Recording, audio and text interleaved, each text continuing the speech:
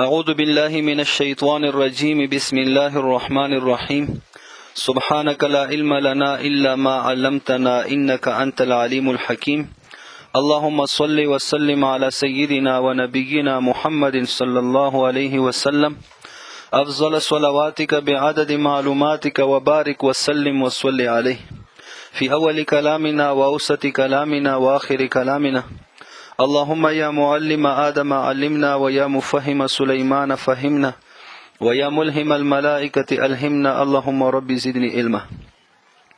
فصل. الواجب على المجتهد طلب حكم الحادثة من كتاب الله تعالى. فصل. كذا ناقد لكلي في تمهيد البحث الرابع القياس. دغه ځای پورې تاسو ته دریم بحث هم ختم شو، څه هغه بحث ته اجماع ولو. اوس تاسو ته څلورم بحث ته کم را روان دی، هغه دی قیاس. اوس دغه قیاس د پاره څه اهمه اور ضروری خبرې دي، څه هغه درته دقه فصل کې ذکر کړي. نو دا فصل به طور تمهید راوړل شو را روان بحث قیاس د پاره. نو اول شرط قیاس د پاره، اوله خبره قیاس د پاره دغه قیاس چوک کوي؟ مجتهد کوي. هر یو سړی خو نشي کوله، نو لہذا دغه مجتهد باندې اول خبره کومه لازمی ده؟ نو هغه درته یی چې الواجب علی المجتهد، واجب دی په مجتهد باندې طلب حکم الحادثه، کسی واقع کے حکم کو طلب کرنا، کسی واقع کے حکم کو طلب کرنا واجب ہے من کتاب اللہ تعالی، کتاب اللہ میں سے. یعنی کتاب اللہ نہ طلب د حکم د حادثه کوي، کتاب الله نه. یعنی تا ته څه مسله راغله کنه، اول رجوع به تا چا طرف ته وي؟ کتاب الله طرف ته وي. څه کتاب الله کې د تمیلاو نشو، دویمه رجوع دویم نمبر باندې سنت رسول، ثم من سنت رسول الله صلی الله علیه وسلم بصریح النص او دلالته، کوزه ناقد لیکلی او اشارته او غیر ذالک، یعنی اقتضائه. یعنی دغه کتاب الله وی او کا سنت رسول وی صلی الله علیه وسلم بصریح النص. ګوره دغه نص کله مطلق ذکر شي کنه، نو دینه مراد بیا عبارت النص وی. ټولونه اوله مرتبه د عبارت النص وکنه، اور بیا ورپسې اشارت النص، نه بیا ورپسې دلالت النص، بیا ورپسې اشارت النص، اور بیا ورپسې اقتضاء النص. نو نص کله مطلق ذکر شي نو ورنه مراد عبارت النص وی. نو بصریح النص یعنی هغه نص تصریح سره، څه نص ور باندې تصریح کړي دی، پیغمبر علیه الصلاۃ والسلام حدیث مبارک موجود دی، د قرآن آیت موجود دی، اندرنګ او دلالته، دلالت النص په تصریح سره. دغه دلالت النص یا کتاب الله کې او یا سنت رسول صلی الله علیه وسلم کې، او یا اشارت النص یا اقتضاء النص. علی ما مر ذکره، لکه څرنګه تیر شوی د ذکر د دی. اوس د دې وجه څه شه دی چې مجتهد باندې واجب دی طلب کول د حکم د واقعي د کتاب الله نه، اندرنګ بیا ورپسې دویم سنت رسول صلی الله علیه وسلم نه. وجه علت فانه سره د تبینی فتعلیلیه دی، فانه لا سبیل الى العمل بالرأي مع امکان العمل بالنص. ځکه چې هیڅ قسم لاره نشته عمل ته پرای سره سره د دی چې ممکن دی عمل په نص باندې. رایو ته دی په مخ کې هیڅ قسم ترجیح نشي ورکولی. ولی؟ ځکه د اقوا دی، د رای نه، قرآن دی، حدیث دی. ولهذا اندې د واجنه، یعنی دا تفریع اول ذکر کیږي، دغه کم اصل مخ کې تیر شو چې الواجب علی المجتهد طلب حکم الحادثه من کتاب الله تعالی. نو دا او یا مثلا دغه مخکې څه ذکر شو لا سبیل الی العمل بالرأی مع امکان العمل بالنص، نو ولهذا دې د واجنه دا یوه مسله دی. اذا اشتبهت علیه القبلة، څه کله یو سړی باندې قبله مشتبه شوه، فاخبره واحد عنها، یو سړی دې ته خبر ورکو دغه قبله متعلق، نو لا يجوز له التحری، نو بیا جائز نه دی د لپاره تحری. تحری معنا قیاس، عقل دوړول، سوچ او فکر کول، سوچ او بیچار کول، نو دی د لپاره دا بیا جایز نه دی. اوس ګوره نص دا راغلو، دی ته خبر ورکړل شو. ولو وجد ماء، او چرته یو سړی اوبه ومندلې، فاخبره عدل، یو عادل سړی دی ته خبر ورکو انه نجس، چې دغه اوبه خو نجس دي، لا يجوز له التوضؤ به، نو جائز نه دی د پر او دس کول په دغه اوبو نجس سره، بل یتیمم، بلکې دا به تیمم کوي. نو دې د پر هم لا يجوز له التحری، یعنی دا به دا نه کوي چې اوس دغه ځای کې د خپل عقل دوړاو کی چیرې اوبه دا خو اصلا پاکی دي، اوبه دا خو اصلا پاکی دي، نو لہذا دغه اوبه به هم پاکی وي، رڅا ور سره او دس وکا نه دسې نشي کولی، ځکه دا رایه دی، دا قیاس دی، اور بل طرف ته صریح نص دی، سړي د ته خبر درکړی، نو لہذا هغه ته به ترجیح ورکولی شي. خاجی وعلى اعتبار ان العمل بالرأي دون العمل بالنص، ان دی اعتبار باندې، یعنی وعلى اعتبار اسی کا اعتبار کرتے ہوئے، کس چیز کا اعتبار کرتے ہوئے، ان العمل کہ بے شک عمل کرنا، بالرأی رائے پر، دون العمل عمل سے کم ہے، عمل بالنص سے کم ہے، دون العمل بالنص عمل بالنص سے کم ہے، یعنی په خپل رائے باندې عمل کول دا په نص باندې عمل کولو نه کام دی، کمی درجه ولا دی. اول اولا څه شی دی؟ په نص باندې عمل کول دی. نو قلنا ان الشبهة بالمحل اقوى من الشبهة في الظن، خاجی دغه ځای کې دغه شبهه فی المحل اور شبهه فی الظن دا دوا شیزونه دي، دی ولا تعریفونه ولیکو چې شبهه فی الظن څه شی ته اور شبهه فی المحل څه شی ته. شبہ کسے کہتے ہیں؟ شبہ کہتے ہیں کہ جو حق کے مشابہ ہو، شبہ کہتے ہیں کہ جو حق کے مشابہ ہو، ثابت کے مشابہ ہو، یعنی ثابت کے مشابہ ہو لیکن حق نہ ہو، لیکن حق نہ ہو، ثابت نہ ہو. صحیح شوا. شبہ فی الظن اس کو کہتے ہیں کہ کوئی شخص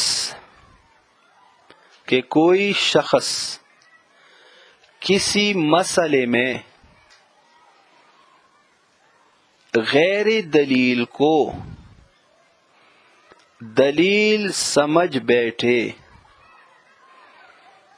شبہ فی الظن یہ ہے کہ کوئی شخص کسی مسئلہ میں غیر دلیل کو دلیل سمجھ بیٹھے، اپنے رائے سے، اپنی گمان سے، اپنے ظن سے، اپنی رائے سے، اپنے گمان سے، اپنے ظن سے، لیکن دراصل وہ دلیل نہ ہو، لیکن دراصل وہ دلیل نہ ہو، اور یہ اس کے اپنے ظن سے پیدا ہوتا ہے، اور یہ دلیل اس کے ظن سے پیدا ہوتا ہے.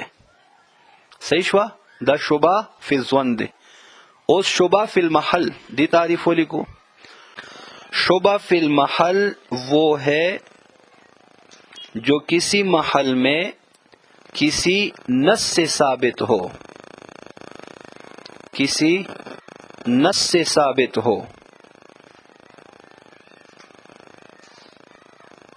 جو کسی محل میں کسی نص سے ثابت ہو. مثلا کسی مسئلہ میں بعض نصوص سے، کسی مسئلہ میں بعض نصوص سے حرمت ثابت ہو چکی ہو. کسی مسئلہ میں بعض نصوص سے حرمت ثابت ہو چکی ہو،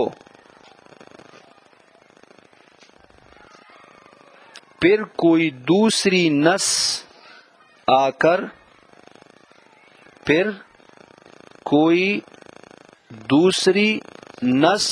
کر حلت کا شبہ پیدا کرے، حلت کا شبہ پیدا کرے، اسے شبہ فی المحل کہتے ہیں، اسے شبہ فی المحل کہتے ہیں.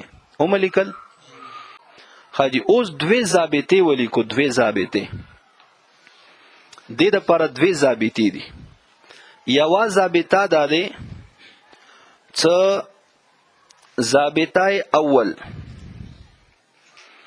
شبہ فی المحل میں ظن ابد کا اعتبار نہیں کیا جائے گا.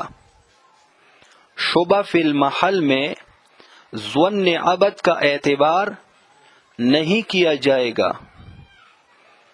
ہاں شبہ فی الظن میں ظن ابد کا اعتبار ہوگا. شبہ فی الظن میں ظن ابد کا اعتبار ہوگا. صحیح شوا؟ یوا ضابطہ شبہ فی المحل میں ظن ابد کا اعتبار نہیں کیا جائے گا، اور شبہ فی الظن میں ظن ابد کا اعتبار ہوگا. دویمہ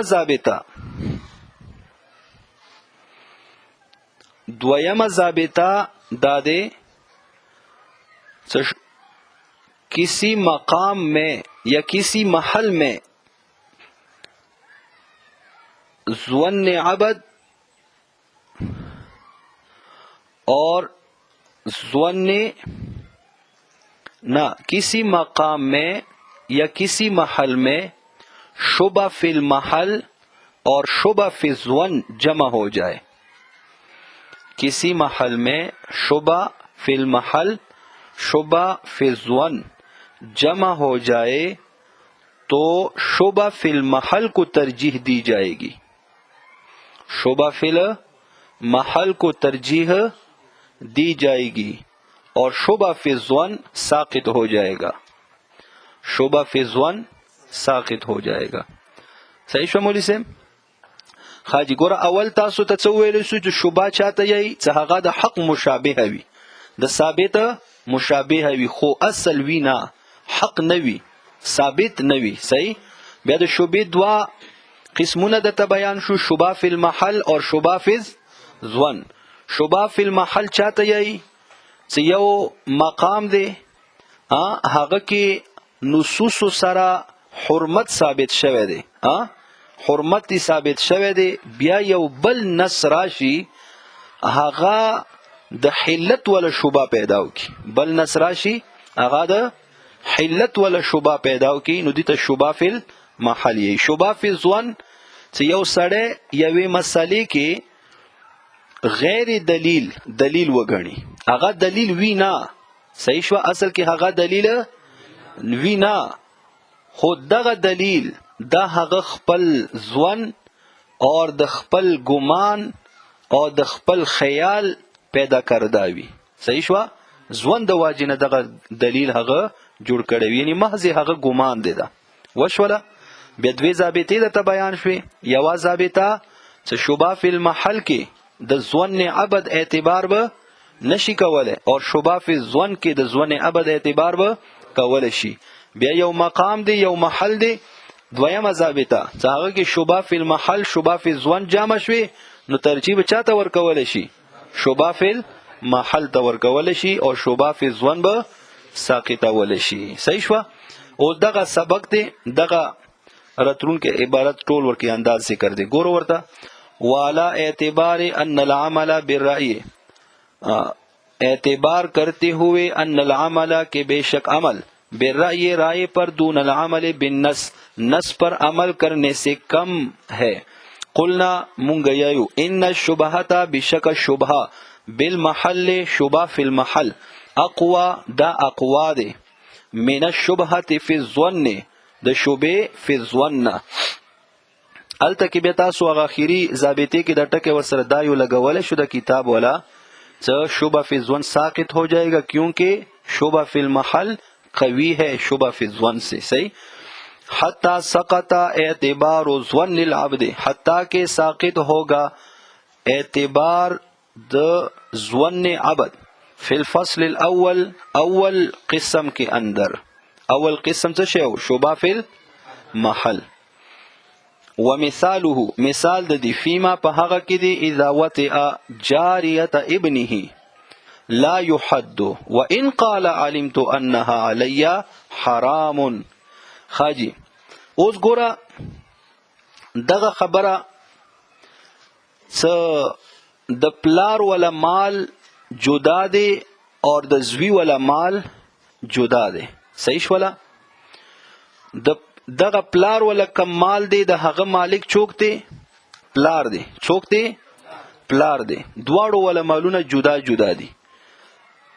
نو اوس د پلار ولا هم وینځي دي اور د زوی ولا هم وینځي دي. نو دواړو ولا وینځي هم جدا جدا شوي. د زوی ولا کمی وینځي دي د هغه مالک چوک دی زوی دی او د پلار ولا کمی وینځي دي د هغه مالک چوک دی پلار دی. صحیح شو. دا یوه مسله. بل مسله دا څه اوس د غیر ولا وینځ سره که یو سړی زنا وکړله نو دغه سړی ته به حد ورکول شي. صحیح شو. دا نه تاسو خو ورېدلې دي کنه چې وینځ سره جما کول جایز دي خو هغه خپل آقا ته جایز دي. دا نه څه د دې کې سورګوله دي شیندګوله دي چاته لاس ته ورغله نو بس وایي سره دا خو جایز کار دی. نو نه خپل آقا ته جایز دي. صحیح شو. نو د غیر ولا وینځ سره زنا کول وتی کول د حرام دي د زنا دی او دې باندې به حد جاری کول شي. دوی خبرې بیان شوي. دریمه خبره دا که چرته یو پلار ولګیدل د زوی ولا وینځ سره وتی وکړله نو دې باندې به حد جاری کول شي او کنه هیڅ دې باندې به حد نشي جاری کولای. صحیح شو. ولی دا شبہ فی المحل دی. شبہ فی المحل دی او شبہ فی المحل چاته یلی شي شبہ فی المحل دی ته یلی شي چې یو مقام دی یو محل دی هغه کې نصوص راغلی او هغه د واجب نه حرمت ثابت وو خدا دې چې یو بل نص راغلو هغه د حلت ولا شبہ پیدا وکا. نو اوس ګوره دغه پلار دی پیغمبر علیه الصلاۃ والسلام یو صحابي ته ارشاد فرمایل چې پلار د هغه ګیلا کړی و پیغمبر علیه الصلاۃ والسلام ته. نو هغه بچی راوغختلو ورته چې انت و مالک لابیک ته او ستا دغه مال د ټول د تا پلار دی. صحیح شو. نو ګوره اوس دا نسته کنه د پیغمبر علیه السلام حدیث مبارک دی انت و مالک لابیک. نو دی ګوره اوس شوبه د حلت پیدا وکړه کنه سیاره دغه د بچی ولا مال د ټول زما دی نو دغه وینځي هم زما دی. صحیح شو. نو دې سره دغه بس حلال دی ته دغه وینځي. اوس دا شبہ فی المحل دی. دغه ځکه بیا به هم حد نشي ورکوله کچرته دغه پلار د یای علمت انها علی حرام علمت انها علی حرام چې ما دا غنله ما باندې دغه وینځه حرامه دی ما ته پته و چې دغه وینځه په ما باندې حرامه دی بیا به هم حد نشي ورکوله. او د دې کې سوال د پیدوي کې چیرې بیا خو حد ورکول پکاري دي کنه کچرته اوس دی دا نه غنلې چې دا په ما باندې حرامه دی نو بل بیا خو صحیح و بیا خو حد ما ورکه. اوس د په خپل خلی باندې یې چې ما ته پته و چې دا په ما باندې حرامه دی خو ډیره مخکې ورسته کیدله نو بس غلط شوم. نو اوس کې بیا به هم څه حد نشي ورکوله. حد به ولې نشي ورکوله؟ اوس هغه ثابته تراشه چې کم یو محل کې شبہ فی المحل شبہ فی الظن درجه مشي. شبہ فی المحل څه شه دی؟ هغه نص څه پیغمبر علیه السلام حدیث مبارکه دی. شبہ فی الظن څه د دې خپل ګمان دی علمت انها علی حرام دا شبہ فی الظن دی کنه. نو اوس کې مقابله راغله د دواړه را جمع شول ضابطه څه وه ترجیح چاته ورکولی شي شبه فی المحل ته ولې د اقوا دی د شبه فی ځوان نه نو دی دغه ځوان اعتبار به نشي کولی دغه پلار ته به حد نشي ورکولی اوس په څه کوو نو اوس که چرته دی بچی پیدا شو نو دا به دی پلار نه ثابت وي دی نسب به دغه په پلار نه شمارلی شي اوس به مونږ پلار ته یو څه دغه بچی د کم تاوان کړی دی دغه ټولو وینځو کې خواندا یو شی او نورې خو ټولې خدای والي وي نو اوس ته دا په 1-2 لکه روپۍ اخیستلې وه نو دغه وینځې تاوان دې زوی ته د وارکا نو دا به زوی ته د وینځې تاوان ورکي او دغه وینځه به د پلار شي او بچی پیدا شو نو دا به نسب دی نه ثابت وي که دعوای وکړله اور دا به ام الولده وګرځيږي د دې پلار د پاره صحیح شو او د دې کې یو بل خبره دا زدا کو دا اگر کده سبق نه لګه بهر دی خو فائدې ولا خبره دی اول ټکه ځان سره ولي کو کنه فراش څه شي فراش تعریف ولي کو دا یو اصطلاحي لفظ دی دا یو اصطلاحي یہ ایک اصطلاحی لفظ ہے فراش چاہتا یہی فراش کہتے ہیں ایک عورت کا کسی شخص کے بچوں کو جنم دینے کے لیے متعین ہونا شاباش زر لکھا مولی سے کسی عورت کا یا ایک عورت کا کسی شخص کے بچوں کو جنم دینے کے لیے متعین ہونا یعنی د یوې ښځې یو سړي بچیو زیږولو دپاره متعین کیدل دې ته څه فراش لکه ګوره اوس یو سړی دی که نه هغه یوه ښځې سره نکاح وکړلو دغه ښځه د دې منکوحه شوه نو اوس دغه ښځه دا د دې سړي بچیو زیږولو دپاره متعینه شوه صحیح شوه دې ته یې فراش بیا فراش په 3 قسمه باندې دی فراش قوي فراش اوسط فراش ضعیف فراش قوي فراش اوسط فراش ضعیف فراش قوي دا د منکوحي ولا فراش دی اور فراش اوسط دا د ام الولده ولا فراش دی چا ولا ام الولده اور فراش ضعیف دا د عامی وینځي ولا فراش دی څنګه ام الولده نوی عامه وینځه ګوره اوس فراش قوي د منکوحي ولا فراش دی ولی اوس دغه منکوحه څه کله بچی وزیږي دا به خپل پخپله دغه پلار نشمار وي صحیح شوه پلار د پاره د دعوی کولو ضرورت نشته اوس که چرته هغه دینه انکار کول غواړي چې دا زما بچی نه دی نو صرف په تشې خولې باندې انکار هم نشي کولی تاسو ته پته دی فقه کې تاسو ویلي څه بیا به څه شی کوي لعان به کوي څه شی به کوي لعان به کوي ښه نو دا ټولو نه فراش قوي فراش دی څه بچی وزیږول باز دغه پلار نه به شمار وي د دې خاوند نه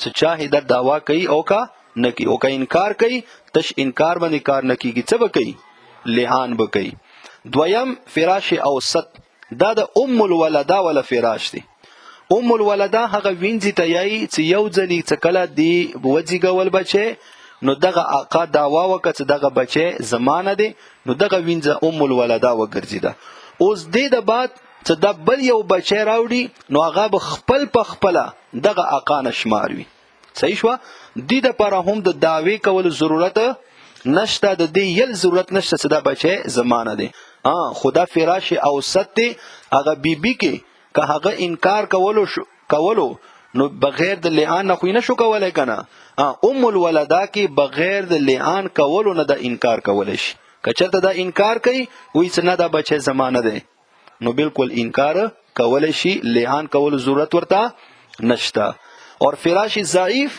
هغه د وینځې ولا دی چې کله وینځه یو بچی راوزیږي نو دا که چېرته آقا دعوا وکي نو بیا به وي که آقا دعوا ونه کي نو بیا به نه وي صحیح شوله حاجي اوس کتاب ته ګورو ومثاله مثال د دې فیما په هغه کې دی اذا وطئ څه کله وطي وکي پلار جاریت ابنه وینځي د زوی خپل سره لا یحد نو دې ته به حد نشي ورکولی و ان قال که اگر که دا یی علمتو چې زه خبر وم انها څه بشکه دغه وینځه علی حرام په ما باندې حرامه دی ویثبت نسب الولد منه ثابتیږي به نسب د بچی منه دغه واتی پلار نه ولی لان شبهه الملک ځکه شبهه د ملک له دغه پلار د پاره تثبت دا ثابته و بالنص په نص سره فی مال الابن په مال د بچی کې ولی قال علیه الصلاة والسلام ځکه پیغمبر علیه الصلاة والسلام فرمای انت ومالک لابیک فسقط اعتبار ظنه د دې کې خدا علمت انها علی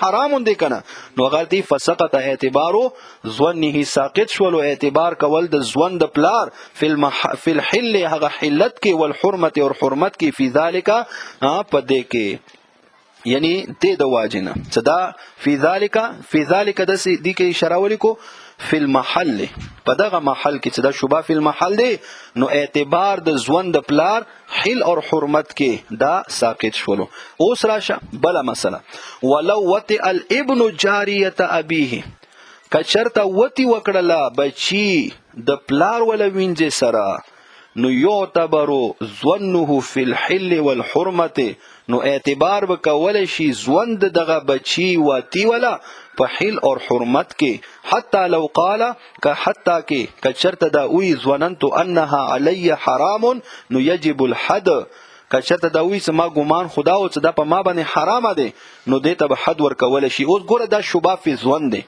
دا څه شی دی شوبه فی المحل نه دی شوبه فی المحل چاته یې شي چې نص راغلوي هغه نص شوبه پیدا کړی انت و مالک لابیک دغه نص دی کنه دی شوبه پیدا کړ د حلت ولا اوس دغه زوی د پر پلار په مال کې نو دا شوبه فی ځوان دی څرنګه لکه ګوره عرف او عادت کې د پلار ولا مال د بچی شمارل شي اور اندرنګي خپل کې یو بل مال کې بے تکلفه تصرف کول شي پلار د زوی ولا مال کې کوي زوی د پلار ولا مال کې کوي دغه بی تکلفي دغه دی دلیل وګرځول ځان د پاره چې گویا کې پلار ولا ار یو شی د مادي او دغه وینځم زمادي صحیح شو او دغه شوبه واکنه ګورو دا خو دلیل نه دی دا خو دی یو محض خیال دی ګمان دی خو دغه ګمان دی دلیل وګرځول چې دغه وینځ ما د پاره حلال دی صحیح شو نو اوس ګوره څکه شرط دی دا ویلو کنه چې ما ګمان هم دا او چې دا حرامه دی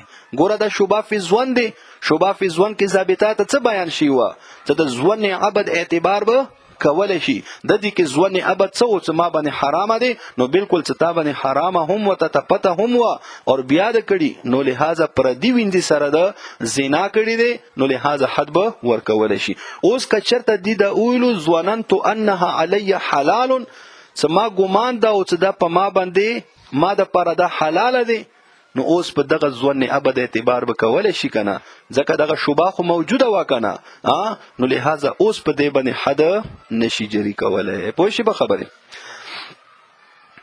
ولو قال کچرته ویلو دغه زوی واتی ظننتو انها علی حرام څما ګمانو څه دغه وینځه په ما باندې حلال دی لا یجب الحد نو نه واجبېږي حد ولی لأن شبهة الملک ځکه شبهه د ملک فی مال الاب په مال د پلار کې لم یثبت له بالنص نثبتیږي دغه ابن د پاره بالنص په نص سره فاعتبر رأيه نو اعتبار بکول شي د رای د دی ولا یثبت نسب الولد او نثبتیږي نسب د بچی و ان ادعاه اگر کدی دعوا هم وکي اوس نسب خبره شو دغه زوی دعوا هم کوي چې دغه بچی زمانه دی نو بیا به هم دغه نسب دینه نسبیتیږي ولی ځکه دا خو یو زنا کوونکی دی کنه الته خو شوبه فی المحل و نس د واجنه حلت دی یعنی شوبه رغلی و د حلالیدو د دې خو نس نه دی رغله د دې خو صرف محض د دی ولا ګمان دی او محض ګمان سره خو یو شی حقیقت نه بدلیږي اصل کې خود دی دا زنا کنه کړي خو زنا دی پر دی وینځه سره وتی کړي دی زنا کړي دی نو زنا نه ولد نه ثابتيږي زنا سره یو بچی پیدا شي د هغه نسبت هغه به مور طرف ته خځې طرف ته کول شي هغه زنی طرف ته به نشي کول پیغمبر علیه الصلاۃ والسلام فرمایي زنی د پاره کانی دی صحیح شو زنی د پاره کاڼي دي نو معنا دا څه هغه محرومه دی یو خو کاڼي دي چې هغه به څنګه سره ولی شي بل مطلب د دې دا دی چې هغه د پاره کاڼي دي یعنی بس کاڼي د واخلي لاس کې لوبي نو هغه د پاره بچی مچی ول نسب ثابتيږي نه. اوس ګوره د دې وبله مسله که ورور ولګي د ورور ولا وینځ سره وتی وکړله اوس په څه کوي نو ګوره د دې کې خو یو شوبه هم نشته نه شوبه فی المحل شته او نه شوبه فی ځوان شته د ورور ولا مال ځان ته دی او د بل ورور ولا مال ځان ته دی. اوس کته ډېر ځان وډه کوي نه دا د ما مشرور دی او دا د ما پلار په ځای دی نه دی خو د ورور کنه نو ورور دی ورور ولا مال ځان ته بل ورور ولا ځان ته یعنی هغه پلار سره خو شوبه فی ځوان راتلا کنه ورور سره هغه شوبه هم نشته لهدا خددي کې دا ډیر وړه کوي چې ځوانن تو انها علی حلال نو ورته وی سره شورور میدان ته شه کوړې بي وهل شي او حد به ورکول شي.